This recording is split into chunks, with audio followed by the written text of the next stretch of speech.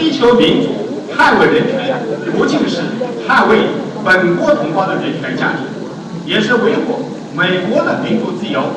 如果没有民主和人权，人类就会进入又一个漫长的中世纪。所以，美国保卫民主、人权的地位是其他国家不能替代的。Today, we pursue the value of democracy and human rights, not only for the people in our country, but also in defending the value of democracy and freedom of the United States. If there is no democracy and freedom, human beings will fast forward to the Middle Ages. Thus, American status of protecting democracy and human rights is irresistible. 我们深知道路愈艰难，中国人民和越南人民彼此之间就需要保持良好的互动。道路越艰难，我们对民主和人权的贡献就显得更加的尊贵。We totally understand. The harder our way is, the more interaction between Chinese people and the Vietnamese people are needed. The harder our way is, the more valuable our contribution to democracy and human rights will be. 我们所体现的乃是现代社会的文明价值概念。我们正在坚持不懈，克服一个又一个专制过程的围剿，最终建立民主中国和民主越南。We are representing the values of civilized society, and we are overcoming the pressures one after another from the autocratic system. And finally, we will establish a democratic China and a democratic Vietnam. 女士们、先生们，一个美好的全球民主未来，有待于我们去奋斗和牺牲。Ladies and gentlemen, a better future needs us to fight together and to sacrifice. 在此，我们对越南人权活动者表示崇高的敬意。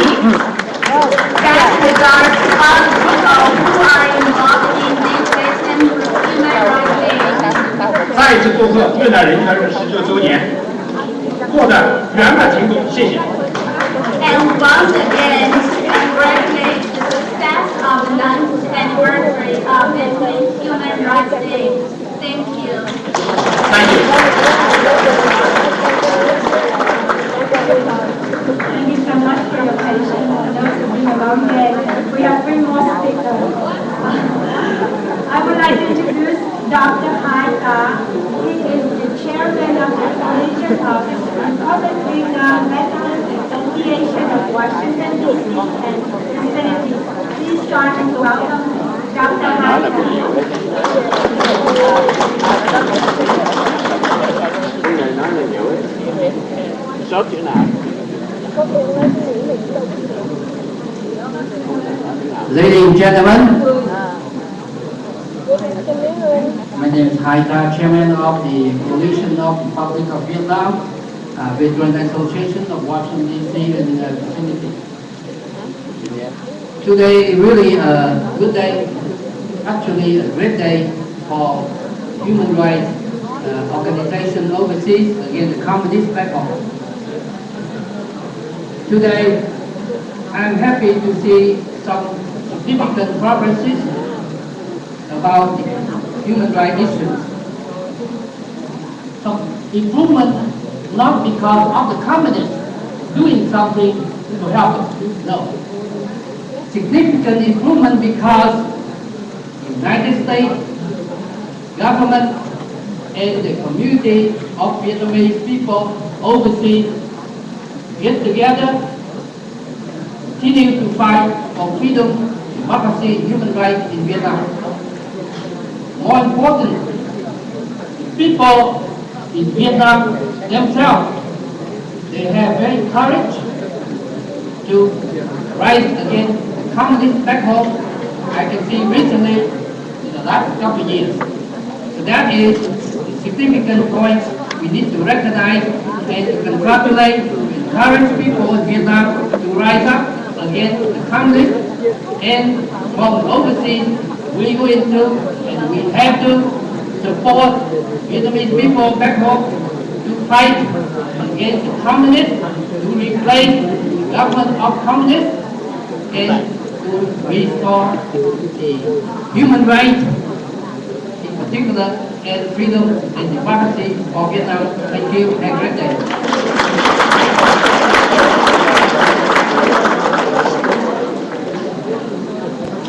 I would like to introduce our next speaker is Mr. Quinn. He is human rights and democracy advocacy. Please join me to welcome Mr. Nguyễn Quốc Tuấn.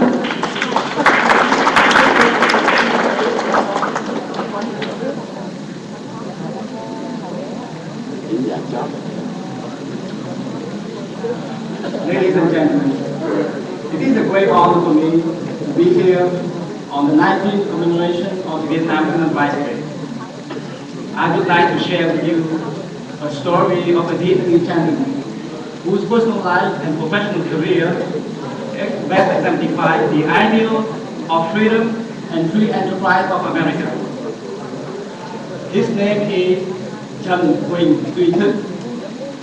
Mr. Thức is an engineer of my generation. He started with a small PC assembly business, but with a determination to come up with innovative products and emphasize on after-sales service, he grew it into a national level IT company. And his company was listed in the Vietnam Stock Exchange. At one point, this company had 3 R&D centers in Vietnam, in Singapore, and San Jose, California. He was one of the very few pioneers for the fair competition of the telecom market in Vietnam. But very sadly, at this very moment, as I'm standing here speaking to you, he is in jail, serving his 16-year prison term. He has been charged with subversion, planning to overthrow the government. And what did he do?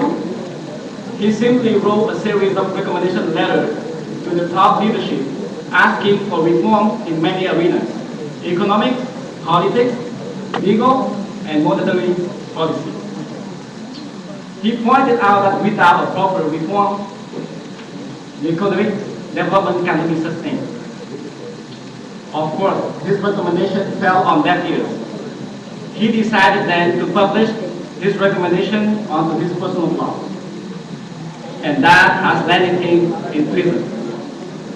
Ladies and gentlemen, if a successful entrepreneur, a concerned citizen, wants to contribute his ideas for the advancement of his country and his people, he is charged with subversion, then this is totally absurd. This is a blatant violation of human rights. This is simply not acceptable. Therefore, I would like to ask all of you to help and to act with all the means available to you to secure his release. And I ask you to support not only this individual, but to support all democracy advocates and human rights defenders in Vietnam. And not only those in Vietnam, but also to support those advocating for the same in China, in Tibet, in Burma, in Laos, wherever people are living under tyranny and their basic human rights are being denied. In closing, I would like to share with you one of his thoughts. Mr. Thức once said during his family prison visit, "Dare to dream and hold on to your dream. Sooner or later, it will become true." Thank you for your attention.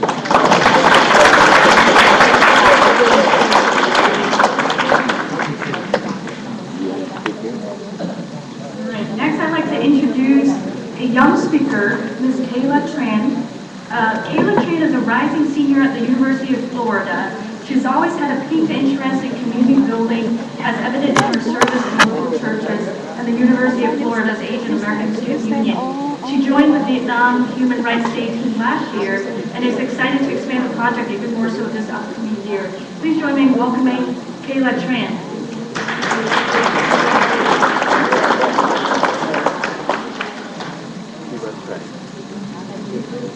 Greetings, members of Congress, Vietnamese American Community Organizing Committee chaired by Mr. Duan Phu Dinh, and distinguished guests. My name is Kayla Tran, and I am the 2013 Vietnam Human Rights Day team, an entity led by students and young professionals. We are humbled with the opportunity to report this year's commemoration as SBTN interns and AA Success Scholars. 8 years ago, I stood in the streets of Houston, yelling on the top of my lungs for hours just to catch a quick glimpse of a passing motorcade. Along with Vietnamese locals, we barked out expressions like Nguyen Tân Dung, go home, Đảo Đảo Cộng sản, and freedom for Vietnam. These protesters lived in a world of bombs and grenades, coupled with starvation and refugee boats and camps. These individuals were unquestionably angered. You may ask me, why does the Vietnamese community still feel strongly about conditions back at home? Or why I, a first-generation Asian American, care about human rights? I'm angry because my caregivers, role models, and lifelong heroes are angry. I raise my voice because thousands upon thousands have lost their own. I ask you to question what is life when the mere belief that you have the freedom of press, religion, and speech will lead you to imprisonment and embattled. As a leader at the University of Florida, I strive to empower my fellow Asian American students to seek equality and respect on campus. It's interesting because today I am a youth representative upholding a movement led by esteemed figures like Dr. Nguyen Thanh Quế and Chang Nguyen Phan Ly. I'm lending my hands, eyes, ears, and voice to a cause so much bigger than myself. The Student Initiative for Vietnam Human Rights Day for the past few years has grown tremendously through our social media campaign and national recruitment. Given the seemingly large disparity between our parents' generations and our own, the language barrier, and everything in between, we do care. It is our time for us children, students, and young professionals to make our parents' cause our cause. My generation is finally beginning to take initiative in this platform.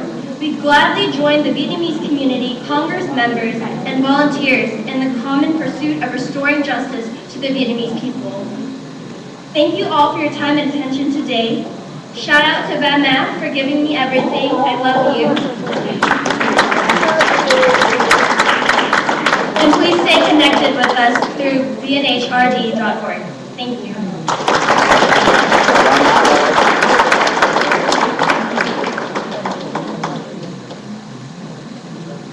Next, I'd like to invite Mr. Nguyen Thanh Quinn, who came way down here from Massachusetts, who's the president of the Vietnamese American community in Massachusetts. Moving on. Mr. Nguyen Thanh Quinn would like to save his speech for tonight to make it the surprise and to have the full speech tonight. So we would like to invite the next speaker, Dr. Sanny, he's the head of the Parliament in Washington, D.C., and he's the chairman of the Dynasty Time TV. Thank you. Please welcome Dr. Sanny.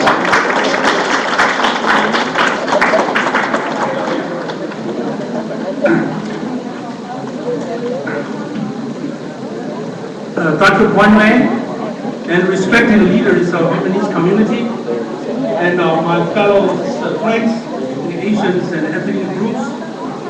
I'm very honored to be invited again this year to give a brief remarks on behalf of Falun Gong practitioners in Washington, D.C. at this 19th Annual Human Rights Day. I'd like to commend Dr. Quinn and the leaders of this group. You did an outstanding job to provide this platform for us to get together and share our concern on human rights and freedom. I am a Falun Gong practitioner, and 2 weeks ago we held a free China film screening here at the U.S. Capitol to commemorate 14th anniversary of human rights persecution of Falun Gong in China. 14 years ago, communists in China has outlawed opium, and since then, they have persecuted seriously brutally, evilly of our group. But I want to bring you up to date. Last year and earlier this year, a series of events in China worth your attention. There are more and more ordinary Chinese citizens in China fail to stand up to say no to the Communist Party. There have been about 10 cases, total more than 100,000 mainstream Chinese people.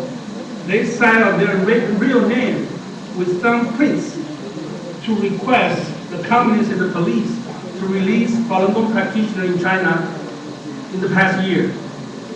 And people are awakening, coming up to say no to communists. And also, you probably heard about there's a recent mainstream report of Masanja forced labor camp that report about the torture, sexual crimes, and killing, and organ harvesting on demand of Falun Gong practitioners in China. And this is the first time that the media inside China, within communists, report and mainstream society and report the events. Serious human rights violations against Falun Gong were happening in the last 14 years.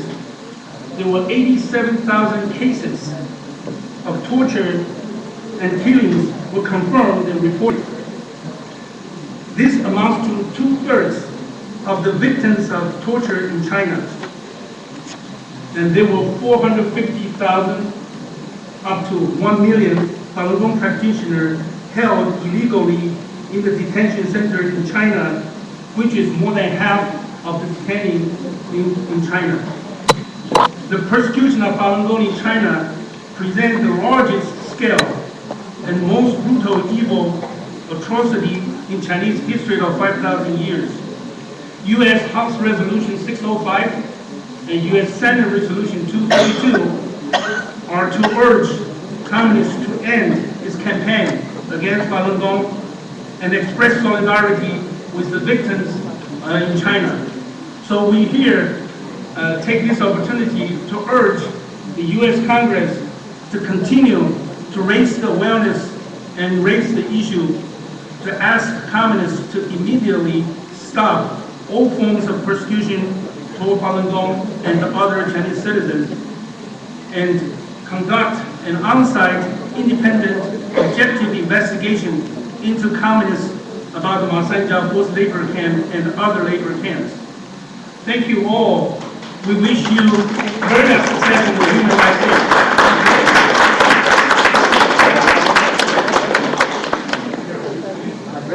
Announcement also arrived here by bus. Please report to the elevator. Just go down to the bus stop. And I'd like to ask đoàn hội định qua người voting ceremony.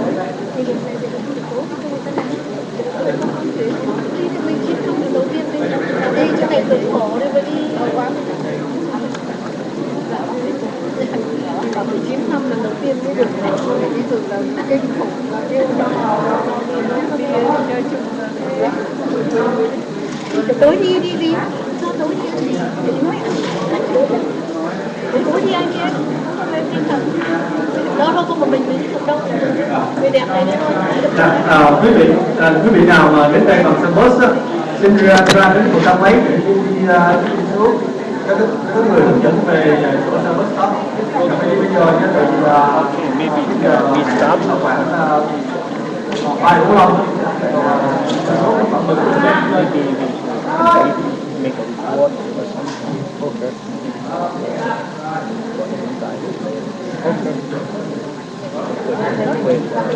Sự quý vị nào mà đi xe bus á, hai xe bus đang chờ ngay chỗ đậu xe, xin xuống đèn để lưu thông xe bus đi xe quý vị á.